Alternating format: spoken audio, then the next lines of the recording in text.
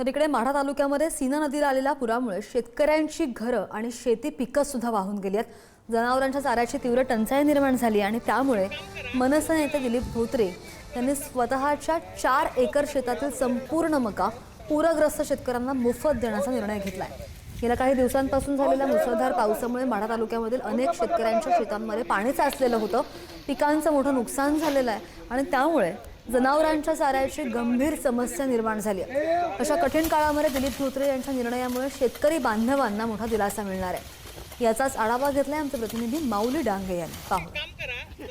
महापूर आल्यामुळे त्या गावातील अख्खी शेती हे पाण्याखाली गेली होती आणि आपण एकंदरीत पाहिलं तर त्या गावामध्ये पूरजन्य परिस्थिती निर्माण झाल्यामुळे अन्नधान्याचा सुद्धा तुटवडा झाला होता आणि जनावरांच्या चाऱ्याचा सुद्धा प्रश्न निर्माण झाला होता।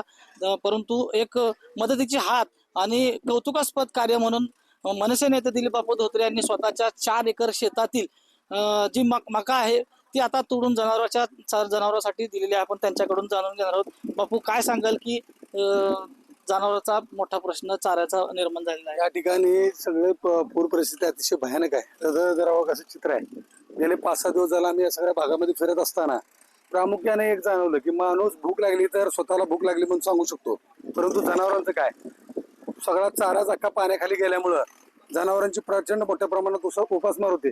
जे पशुधन घेऊन आपण शेतात कष्ट करतोय, शेतात नांगरी पेरणी कोळणी सगळं करतोय, ते पशुधनाला आज खायची त्यांची भ्रांत झाली। हे माझ्या लक्षात आल्यानंतर आज या ठिकाणी मी करकम मधील माझी जी शेती आहे त्या शेतीची मी 4 एकर मका केली होती।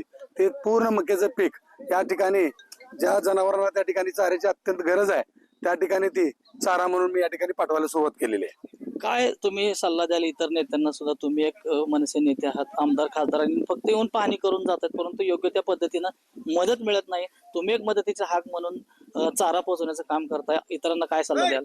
माझी या जिल्ह्यातल्या भागातल्या सगळ्या उद्योगपतींना, उद्योजकांना, सर्व प्रतिष्ठित व्यक्तींना, पुढाऱ्यांना माझी हात जोडून विनंती आहे की सणासुदीचे दिवस आहेत, शेतकरी अडचणीत आला आहे, पशुधन त्या ठिकाणी अडचणीत आलेलं आहे। आज शेतकऱ्यांना ताबडतोब मदतीची गरज आहे। माऊली डांगे, पुढारी न्यूज, माढा।